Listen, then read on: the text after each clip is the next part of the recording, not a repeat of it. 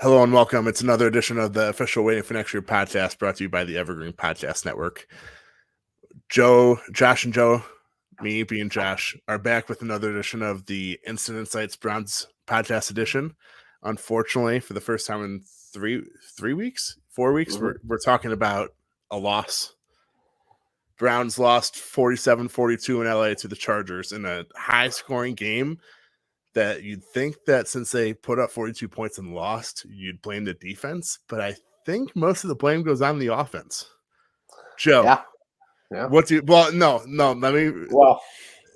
offense and the punter, Jamie Gillian. And the officials, but yes. Yeah, and the officials. We'll get into that too. And we're live. If you're watching us live, we're live on Facebook, Twitter, YouTube. If you're listening to us tomorrow morning or at any point during the week, thank you. You can catch us on any Apple podcast, Spotify, anywhere you listen to your podcast, we're there. So, Joe, what are your thoughts following the loss? Yeah, it was rough, man. This is one of the most painful losses of the last couple of years. They gave it away. It was, yeah, it really was. It reminded me of that Raiders game a few years back where they spotted the ball and the refs kind of blew the game for them. But yeah, that's not here or there. But yeah, it was a rough one.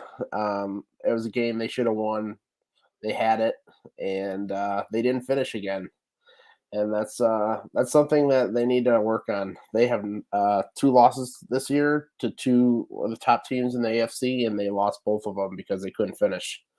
Yes, the officiating affected it a lot. They kind of screwed them over with that DPI pass interference, but good teams can overcome that, and they just didn't do it. They some of the decisions by Stefanski late in the game I thought was very questionable, and I think he was outcoached today by a really good coach on the other side. It wasn't a good performance late in this game, and yeah, I'm gonna defense. I don't really have a problem with. They were shredded with injuries, and there's not much to much you can expect with that many injuries against this great offense on the Chargers. So yeah, it's a rough loss, but we move on and hope for a better game next week.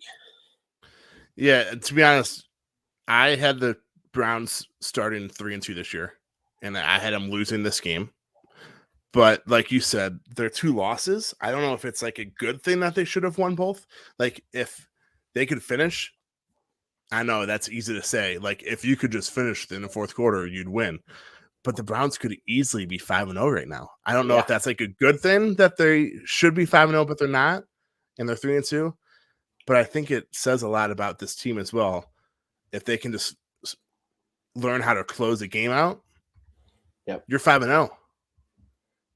Yeah, it definitely it's showing these 2 losses. It's showing that they're in the ballpark. They're right with these top teams, but they're not quite there yet because they're not finishing. They're not finishing the deal, finishing the win.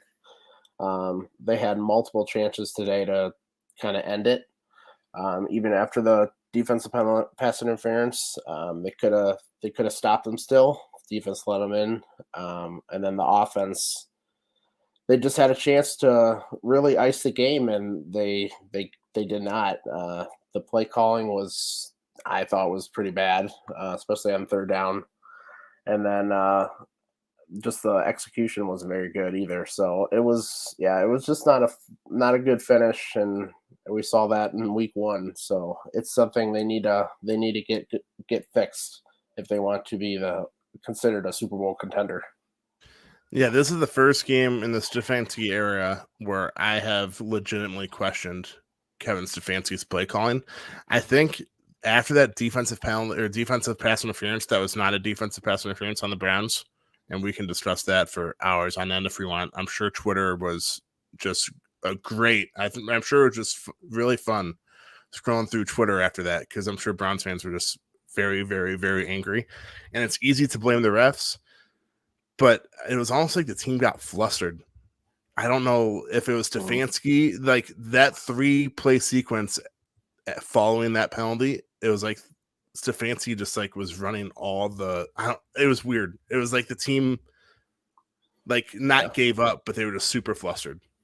Yeah, it was. Yeah, one of the things I think Stefanski really needs to work on is he gets way too conservative late in the game when they're in the lead. I don't know why. I know obviously you're not going to do the same play calls as when you're behind or when you're just the beginning of the game. But you can't just take your foot off the gas. And I think he did that again this week, and it just gets the offense out of whack, and they never really could get back going, especially in the last two drives.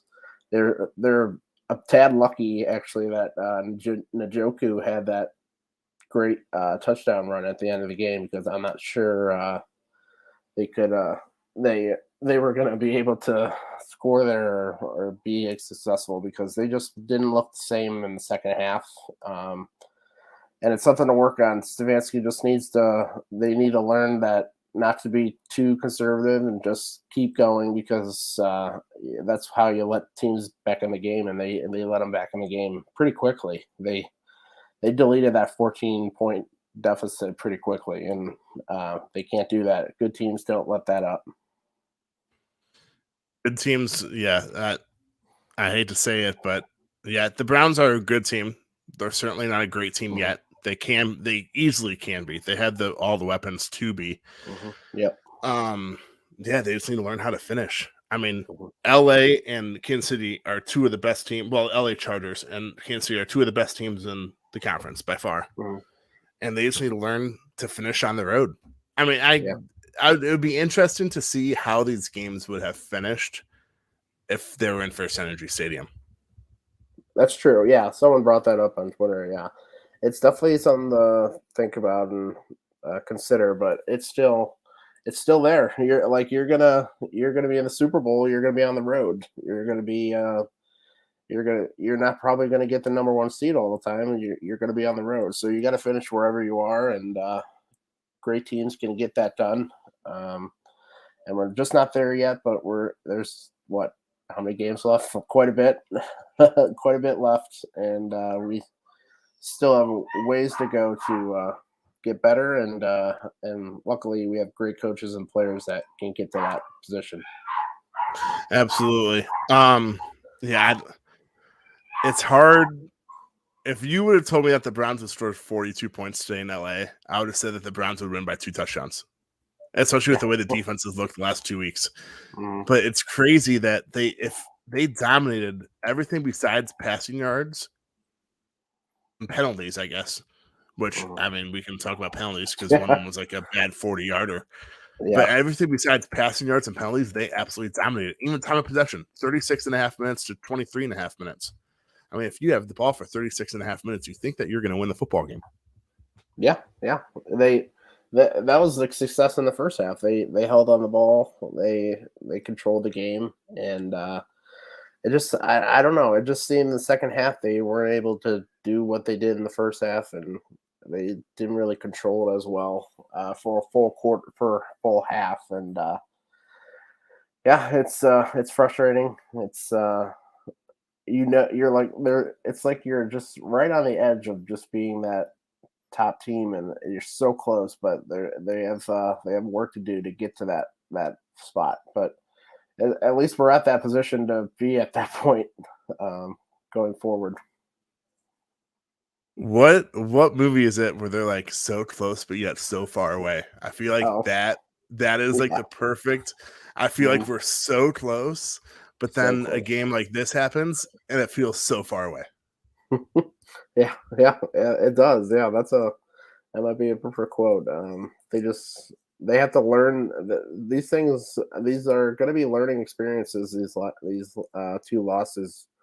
They got to figure it out, and hopefully they do. And I think it's the whole team too. It's not like just one unit kind of let them down today.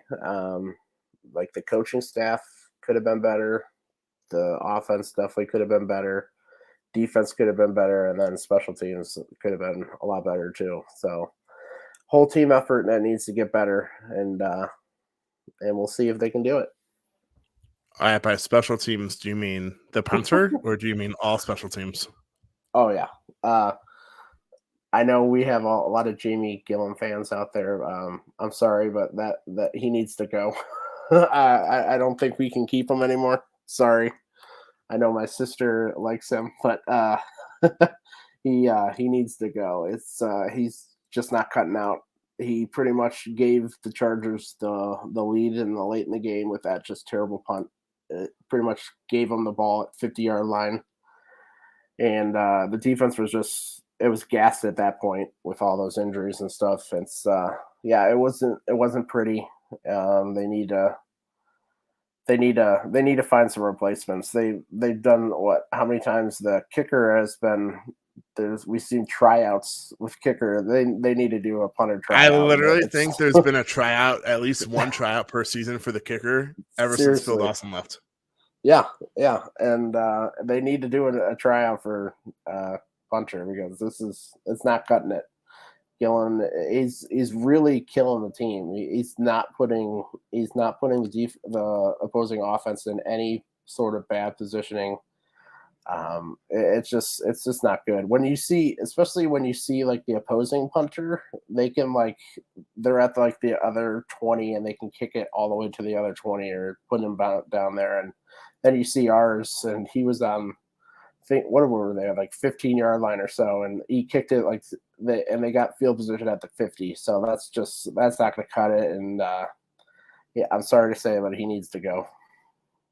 It would be something that I'd never say to his face because he'd probably punch me, given that his arms are bigger than my head.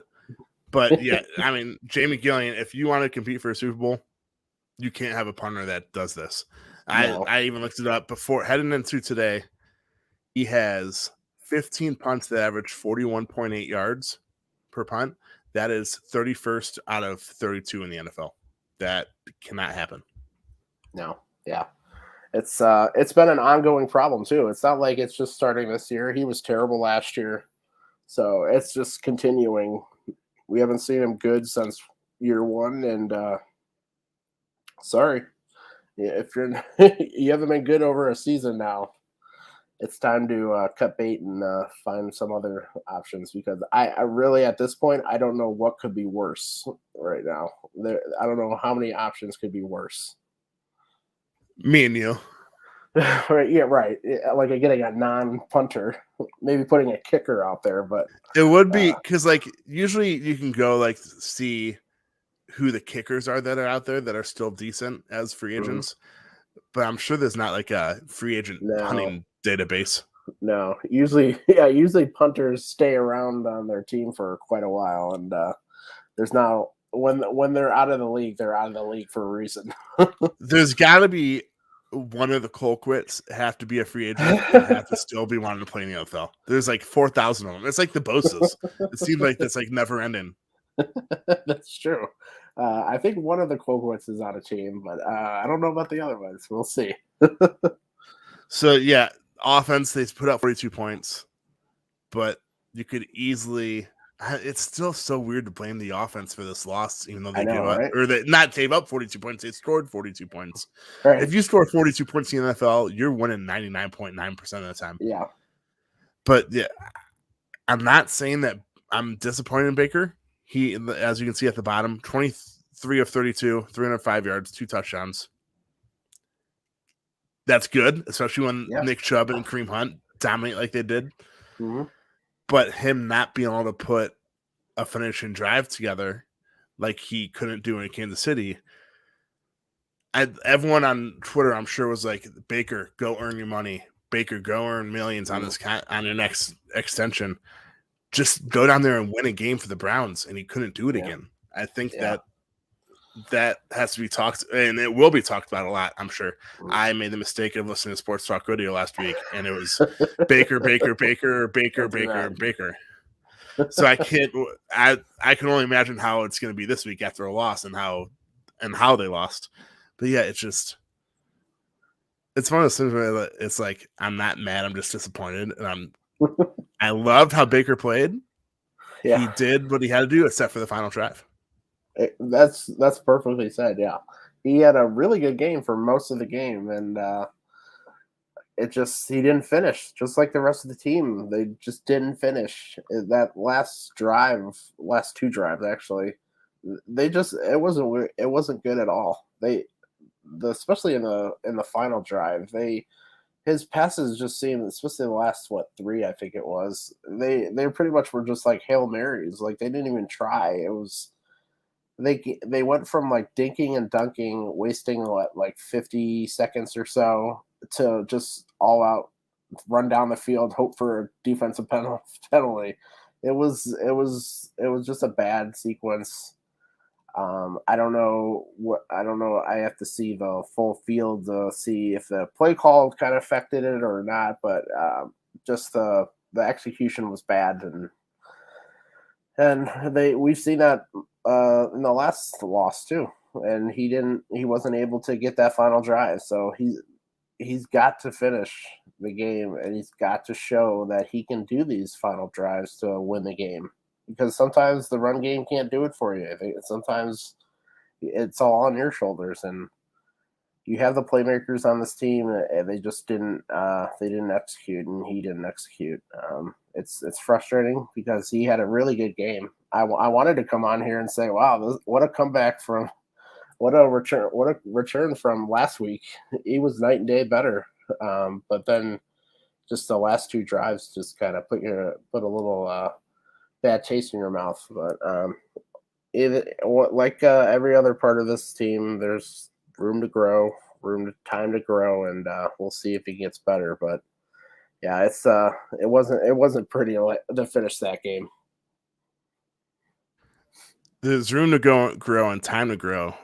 Yeah, but we play Arizona next week, so yeah, they have Arizona. Luckily, it's at home. Yeah, luckily it's at home. Arizona is undefeated, and they looked unstoppable through the first 4 games, but they won 17-10 today against San Fran. I don't know if it was at home or away. I don't know, but it's a very winnable game, obviously, especially at home. It'll be interesting to see how this team bounces back. Yeah. Luckily, like I said, it's a home game. It's a lot easier to bounce back at home than it is on the road. It's a 4:25 start, which will be different, given that it's in Cleveland. It's 4:25 start. It'll just be interesting to see. Yeah, I mean, you have an undefeated team coming to town. You can go 4-2, or you can drop to 3-3, and that, I mean, it's one game, but the difference between 4-2 and 3-3, that seems like a huge difference. It really is, yeah. Especially in the division. The Bengals kind of choked it away today, but they looked okay, and the Baltimore, we already know how good they are. 3-3 is going to be a lot different look to this team. You just want to see them actually go out there and beat a good team like they should. They need to show it. Like last year, we saw a couple of those wins. We saw Titans, Tennessee. I think they beat Indianapolis early on in the season. They beat Pittsburgh in the playoffs, but there weren't a lot of them. And I just, so far this season, they haven't beat a great team or like a top team yet. And they're going to get a good team next week, and they need to take home this win. It's on the road. They're traveling all the way across country. The advantage is on you. So they got to take care of business. They can't just keep beating the bad teams and sneaking into the playoffs. They gotta show that they can really finish these games and beat good teams. Man, you saying that they can't just beat bad teams and sneak into the playoffs? Honestly, I feel like if they can find a way to get into the playoffs, I'll take it. But you are correct. I mean, This year, any other year, we'd be like, oh, heck yeah, just make the playoffs. Yeah, right. This year, though, it would be disappointing. I'll be honest. It would be disappointing if they barely make the playoffs and lose in round 1. Yeah. This is where we're at. As the expectations coming off of last season, the talent on this roster, we should expect more. We shouldn't expect them just to ease through or just to squeak through and hope for like a one win in the playoffs. this team has the talent to be a Super Bowl contender, and they need to show it. And winning just against bad teams and sneaking through is not how you do it. And they know. I think they know. Baker, after this game, he talked about how it wasn't. He thought the offense was efficient, but they didn't finish, and they didn't win the game. So they know what they have to do. But yeah, they have to do it. They have to go out and do it. All right, before we move on to the defense, Odell Beckham Jr. Yet again, a non-factor. I don't know if it's the offense. I don't know. But it was crazy, even like late in the game where you think that he could like make a play or two, especially on that final drive, even if it's like 5-10 yards down the field, it's a post or a hitch or something. He was a non-factor again. I think he had, see, look at the back score quick. Maybe he had two catches, 20 yards, 3 targets. Yeah. OBJ, we all know he's not the OBJ of old. We know that. But he needs to do something more than that. I don't know if I should, and I'm not blaming chemistry. I'm not one of those guys. Okay, good. But I don't know if we should blame Baker for that. Like, I obviously we haven't watched it all 22 yet. I don't know if Odell's getting open and he's not getting the ball, or if he's just not getting open. But there seems to be an OBJ problem once again. Yeah, I don't know. Today, obviously we have to watch the full field, but he didn't seem like I didn't really notice him a lot on the field. I want to see the snap distribution today. It seemed like he was out a little bit more than usual compared to like last week at least. So I don't know if something changed with that. I have to say Donovan Peoples-Jones played really well. Yes, absolutely. David Njoku obviously had a huge game. But yeah, it was very kind of weird. I don't know what happened. I don't know if he was not open or what. We'll have to see later on in the week when the film comes out. But yeah, it might be unfair, but the questions are still going to be out there when this happens. The talent of both these players, and it just not working so far. I think Jake Burns of the OBR said it. He has no, like, it's just something's wrong. Like, we don't know, like, there's just something off. It's just weird. It doesn't, like, neither player is like playing well. Last week Baker played bad, but OBJ was great last week. He got open, but they just didn't connect. And this week I'm not sure yet, but we'll see. It's just weird. This combination is just weird, and I don't know what's going on. And the questions are going to continue to keep getting brought up if we don't see them like we did today. It's weird. Even on that final drive where Baker went deep twice, one of which was a Hail Mary. Nothing OBJ. Yeah. I don't know if maybe on the Hail Mary, maybe that was designed like that to keep OBJ on the one side by himself. So maybe he takes 2 defenders. But I mean, when you have an X factor like OBJ, or maybe like OBJ used to be, you'd think that he would be involved somehow when you need a touchdown, especially a long touchdown. Yeah. Yeah. I do have to say he is drawing coverages still. So that is good to see. It's helping the rest of the offense. Man, progress. OBJ's drawing coverage. That's how far we've fallen, baby. Yeah, but it's just weird. I don't have any answers to it, man, right now. Last week I thought it was all on Baker, but this week I have no idea. Before we see the film and all that, I had no idea. I don't know what I'm out of any solution. I just don't know what, like, especially on that short yardage that he dropped. That's easy, right to his hands, and dropped it. I don't know. I just can't figure it out, man. All right, so that's enough of the offense. Defense. I know it's still weird to say that they gave up 47 points, but they played well. I think as a unit, maybe they didn't play well, but there were a couple of guys that played really well. One of which was Greedy. One of which, who was that? Was the pass interference was on AJ Green, correct? Who did play really well. Yeah, he played well. Yeah, that was on him. Yeah, Well, it was actually technically it's not on him, but they called it. nothing like getting your jersey pulled by the wide receiver and then you getting called for the defensive pass interference. That's got to be the worst feeling as a DB. I did everything right, and they passed interfered with me, and I still got the. Not only that, but the referees didn't even call it on the right guy. They called on Grant Delpit, who wasn't even part of the play.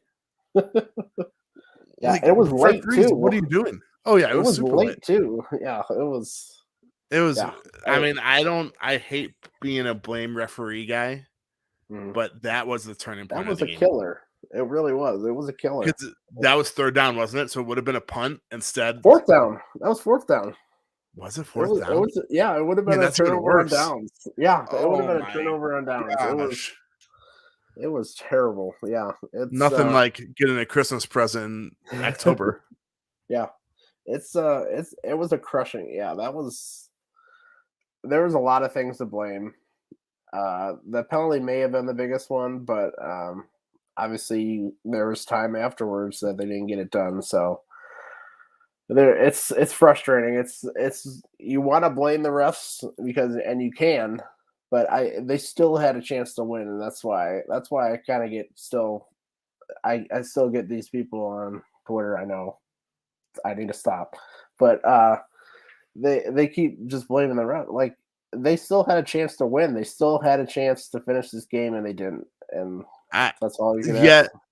It's one play out of however many they ran today. Right. It was a lot. It was what? It was like 8 minutes left, or 7, something like that.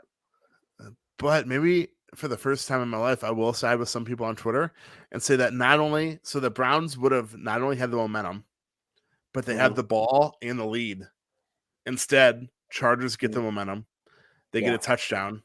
They get the lead. It's just like one play out of however many they ran today, but that is literally game changing. And it's just one bad call. It's just crazy how the referees put themselves in that situation. I know. Because not only should it have not gone against the Browns, but it should have went against the Chargers. It's not like it was a non-call that was called on the Browns. It was literally a penalty on the Chargers that they called on the Browns. Yeah. It's crazy because my dad's was a ref. He's always thought if you don't see it, you don't call it. And obviously they did not see it because there's nothing there. So I don't know what these refs are doing. But you just can't call something that's not there. And I don't know how that continues to happen in this league. It's frustrating. It's one of those things. It's like injuries before the season. You don't really take into account these things, but man, they can really affect your season, and it affected them today because it was pretty much I couldn't say it was definitely a win, but it would the probability, those graphs that you see, the probability would probably have been pretty damn high. If you we call those analytics. Yeah, I know people don't like that word, but it's called analytics. Yeah. And Joe's right. The probability and percentage that the Browns win that game drastically changes on that one call. Yeah. Because not only, so the Browns would have declined it, but then they get the ball, and then you have Nick Chubb and Kareem Hunt, 8 minutes left with the ball and the lead. The Chargers proved all game that they literally couldn't stop that tandem. No. Like I said, I hate being a blame refs guy, especially in a 47-42 loss. But that one single bad call is, yeah. I hope it's not something that changes. I know, right? Oh my God. Playoff seeding. I hope the Browns don't miss out on like the 2 seed or something because of one loss. Because that, right? I don't know. It's bad. All right, but I'm more talk. Greedy Williams, another solid game. Yeah, he was matched up against Keenan. I know he gave up a couple easy completions, but it is what it is. I mean, Greedy Williams is technically this team's third best cornerback, and he was with Denzel Ward going down in the first quarter. He was thrown in the CB1. Yeah, because Grant Newsome was already out. AJ Green thrown into the fire, just like Greedy. Right. Yeah, played well. Minus that non-existent defensive pass interference. JOK, he played decent. He didn't play really well like he did so far this season, but hey, if he's a rookie, I'll take a decent game. Myles Garrett didn't make too many impacting plays, but he did He have was 3 held quarterbacks. all day, by the way. Yeah, well, they don't. There's no such thing is- as holding. yeah. There's no such thing as holding on Myles Garrett. Yeah, no. Oh my god. The He had play 3 that got quarterback hurt. hits. The play he got hurt, he got held, but Yeah, it's. That's I don't know if wonderful. there's like a referee thing where like they literally don't call holds against number 95 on the Browns or what. yeah. Yeah. Yeah, like I said multiple times, it's crazy that we are blaming the offense in a 47-42 loss. But we Yeah. are, especially with the injuries defensively. Yeah, the injuries and a lot of them on the defense was more miscommunication. A lot of it, like that wide open one downfield for the touchdown. There was multiple, actually, too. There weren't many times where they just got beat by just talent or they made mistakes. And that happens when you're putting so many people in and out of the lineup. It's just they weren't good, but they gave them a chance to win. Still, they had a couple big stops when the offense stalled early on in the game, and then late in the game, and it's it was frustrating to not have everybody out there because I think with a full lineup this would have been an easy win. Really, I thought, because Clowney, I thought the loss of Clowney was really killer because the Browns pretty much only had 2 edge rushers that were kind of productive today. Tack did well, but he played a lot, and they just didn't have anyone behind him. Usually, when they had the 3, you can rotate them and keep them fresh, and they weren't able to do that today. So, and then he affected their run game. They had a lot more success if they wouldn't have had as good of success without with Jadeveon in there because he's so good against that. But yeah, that was it was frustrating to see them. They were battling, they were fighting, but they were sort of like last year. They were kind of outmanned late in the game. They were gassed. They were on the field quite often in the second half, and they were losing guys left and right. I think couple situations where there was injuries on like back to back plays. It was bad. Yeah, the one person would go in the injury tent, and then the other one would follow, and it was not good. Hopefully Denzel's all right, but I think they're all getting MRIs who got injured today, so we'll see what's going on. Yeah, there was a play in the first quarter where literally Denzel Ward went out, and then JOK went out in the next play, and then the following play after that, it was a wide open guy for a touchdown. Yeah. No, it's just, I mean, it was all just so it was. Injuries certainly played a part in today. The referee certainly played a part in today, but great teams still find a way to win. So the Browns still need to prove that they're a great team. They're a good team. They're a really good team, but they need to prove to be a great team. Yeah. Yep. I think that's where we're at. I think we're both in agreement. It's just finishing and beating these good teams, even when things go your way. That's my biggest drawaway from this game. The ref obviously calling that penalty that just killed them, but good teams can rebound from that, and they had a chance. They had 2 chances to rebound from that, and they didn't do it. And actually, more than 2 chances probably if the defense could have stopped them there. It's frustrating. They had so many chances to do it, and they just didn't pull it out. And good teams will, and they'll still have the chance to fix that. But it was a frustrating loss. One of the more frustrating ones I've witnessed lately. Yeah, 3. It's still the way they lost. Like I said earlier, the way they lost is why I'm bummed out. But I will take 3-2 going into a game with the Cardinals, undefeated Cardinals at home. Next week is going to tell a lot, not only because it's against an undefeated team, but with the way the Browns bounce back. Great teams find a way to bounce back. I mean, look at Tampa Bay. They still got the win last weekend in New England, but they struggled in Tom Brady's return in New England. And if you watched anything on SportsCenter last week, you would know that Tom Brady returned to New England last Sunday night. It was probably literally every other word that was said on SportsCenter. But they came back today and absolutely dominated. I mean, it was a much lesser opponent, but they dominated. So next week, I think will tell us a lot about this team on both sides of the ball. And hey, it's a home game against an undefeated team. Take care of business, and you're 4-2. Yeah, and I'll take 4-2 through 6 weeks of the season. Oh yeah, yeah, definitely. It's the game is there. It's the season is still it's right there where they want them. 4-2 is what I think a lot of people predicted after 6 games, and they can get if they can get the fourth win here, it's going to be huge for the rest of the season because I think the season doesn't get easier, but it kind of lightens up a little bit the next few games after that. So we'll see. I still there's a lot of stuff to take out of this game that's positive. I thought the comeback from Baker, the rebound from Baker was great. The run game looked amazing again. Njoku looked amazing. That was one of his best games of his career, showcasing that he should be the future number 1 tight end on this team. Wow, hot take. But yes, he should. He should be the future. He maybe should be, but I think, we're humans. Stefanski knows that Austin Hooper, when he came to Cleveland last offseason, was the highest paid tight end in the NFL.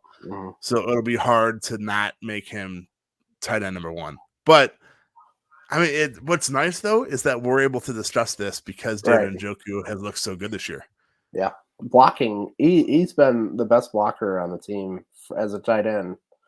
It's amazing how much he's come back from his rookie season, where he was kind of pretty much a liability on blocking, and he has become a really good one.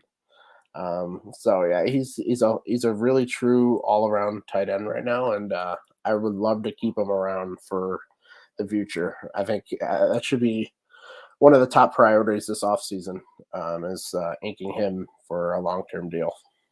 And luckily, I know he asked for a trade last offseason, but I think there was a report out just before the season or just when the season started that he wants to stay in Cleveland long term. Yeah. It'll just be interesting to see how much money he wants, because you can't invest a ton of money in the tight end room, and you already gave Austin Hooper a bunch of money. So, yeah, I would love to keep him around. I know it's not something that we should really be focusing on 6 weeks into the season. Yeah. But David Njoku is a playmaker when he can catch the ball. And as he proved today, he caught the ball and he made plays. Yeah, he made big plays. Yeah, and I just looked at the schedule. Browns have 3 straight home games: Cardinals, Broncos, Steelers. It's 4:05 next weekend. Broncos Thursday night. Broncos look bad today. They started off 3-0, but it was against 3-0-9 teams. Yeah, they look bad today in Pittsburgh. Yeah, definitely. But then again, it's a Thursday night. It could easily be a toss-up. And then the Steelers. It is positive that it's at home, so because road Thursday night teams are that's always a struggle, especially for West Coast teams. Yes, and then you had the Steelers on Christmas. Wow, on Halloween. So it's Broncos. It's the Cardinals, undefeated Cardinals, Broncos, Steelers. If they could find a way, I don't want to get my hopes up, but if they can find a way to beat the Cardinals, they could easily win 3 straight going into a game at Cincinnati. Yeah. It's definitely I think it's a turning. It's definitely a game that could be a turning point in the season. It could obviously it's not going to be end all be all if they lose or win or whatever, but it's definitely going to be a big time showcase of what they can do against a top team, and it can be really a kind of a boost going forward in the next 3-4 games off of that. They can make a really big run here. There's still it would be a huge. It's just going to be. I think it's really a big game next week. It's going to be a fun game because both offenses are really good. But yeah, it's going to be a fun one. I can't wait. I want to see how they try to defend Kyler Murray, because he is tough to handle right now, and we'll see how they do. But yeah, I can't wait for next week. It's going to be a really big game for the Browns to see. Yes, it will be. Yeah, like you said, It won't be a be-all, end-all, but it could be a great turning point if they turn things around, beat an undefeated team at home, take care of business. And I just want to disclaimer before I could. You can't really see the photos of these comments, and I just want to know how LA Chargers fan found this Browns instance. Hello, Little Turkey 76. Little Turkey 76. He wasn't talking crap though, so I said, "Hey, I'll feature this comment," and then it's the LA Chargers picture. You're one of like the 100 LA Chargers fans, so congrats to you. Hey, the fans turned out today, man. That was pretty cool seeing all the Browns fans there. I knew a couple people that were going to the game, so it was fun to see all those Browns fans at SoFi Stadium there. It was fun. Yeah, I actually knew like 5 people that were going to today's game. It would have been interesting to see like a flight home from LA to Cleveland tonight. It has to be literally all Browns. Yeah. Pretty much anybody, if you knew anybody that lived in LA, was going to the Browns game too, it seemed True. like. True. All right. So the Browns lost 47-42. You can blame a lot, including the referees. The referees, Kevin Stefanski, the offense, even though they scored 42 points, the injuries. Going into next week, it's a huge game against the Cardinals. Hopefully, a lot of the guys that got hurt today will be back next week. I guess we'll find out this week. MRIs, etc.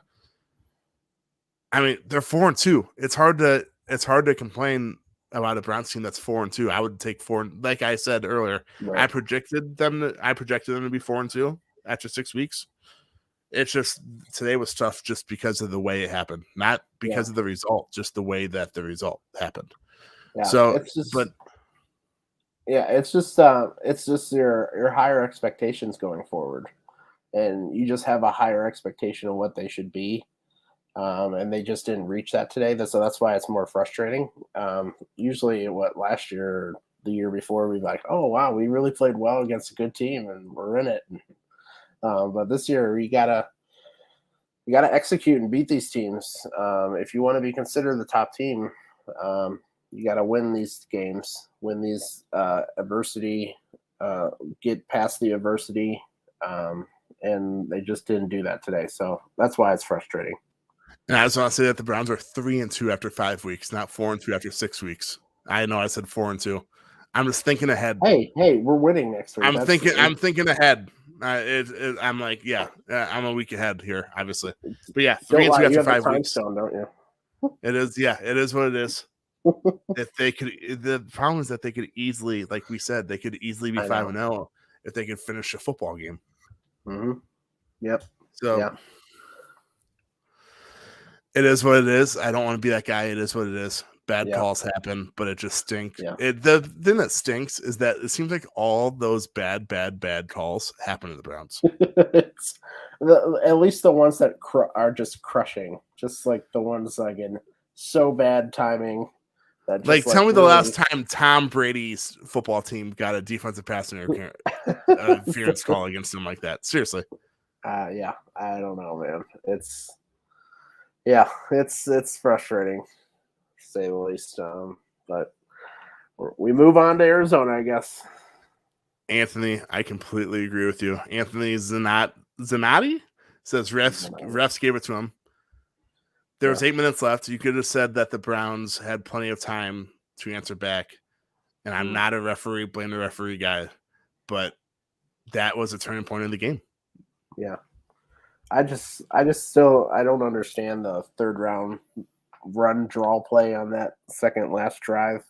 I know Stefanski wrote it or said afterwards that he didn't trust the offensive tackles to block well enough, but I just there's so many other things that you can do to alleviate the pressure on them, and running the ball it just seemed like a surrender, and they were putting it in the hands of just a terrible kicker or a terrible punter, and a defense just was worn down, injury ridden. That was one of the decisions that I just didn't understand with Stefanski. And but just like the rest of the team, he can get better. He'll learn from it. He'll figure it out that we can't do that, and we'll move on. But I was very hard on him during the game, and a lot of people didn't like that, but sometimes to be a good team, you gotta be critical of the things that got you there. And Stefanski has got us here, but he still has to improve.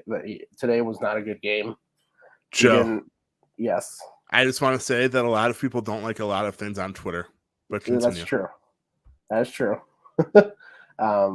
Sometimes you got to be critical of the top players. Like Baker he didn't execute down the stretch. Kevin Stefanski has some questionable play calling late in the game, questionable decision making, and the defense just wasn't good enough late in the game. It's just, as we said, we keep saying it. They just need to learn to finish.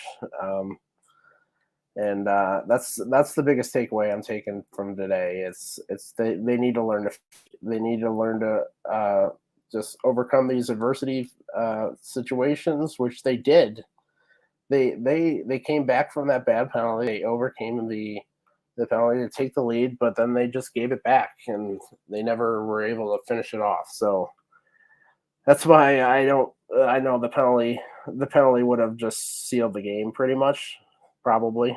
I would say, but yes, it would have. Yes, it would have sealed the game. But there were so many other chances that you could have got it done, and they just didn't. So I'm guessing Stefanski will be hard on himself. I'm guessing Baker will be hard on himself. The defense will be. So I'm expecting a good comeback here next week because they came back last week after a bad performance on offense. So I expect that to happen for the whole team next week.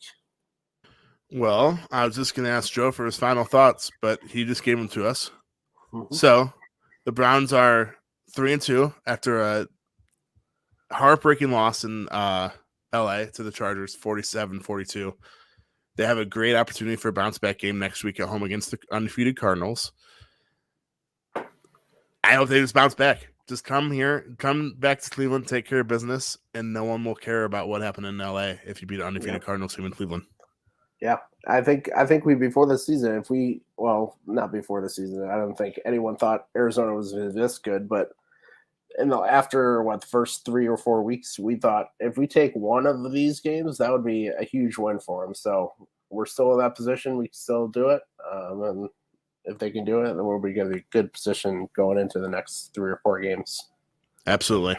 Yeah. So those that follow us that are watching us live, thank you for following us on Facebook and Twitter or subscribing to our YouTube channel.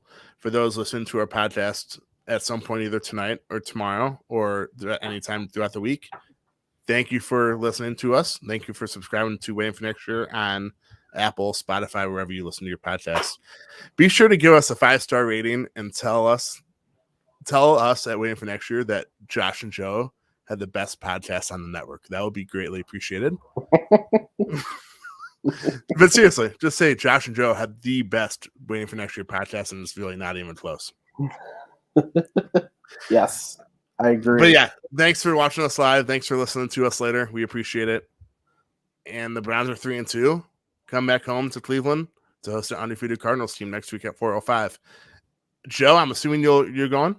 Mm-hmm. Yep. Can't wait. All right, so it'll be another Waiting for Next Year After Dark edition of the. It's gonna be after dark. Yeah, it'll be. So we'll see you hopefully talking about a win at like 8:30 next Sunday night. Hopefully talking about a win. Yeah.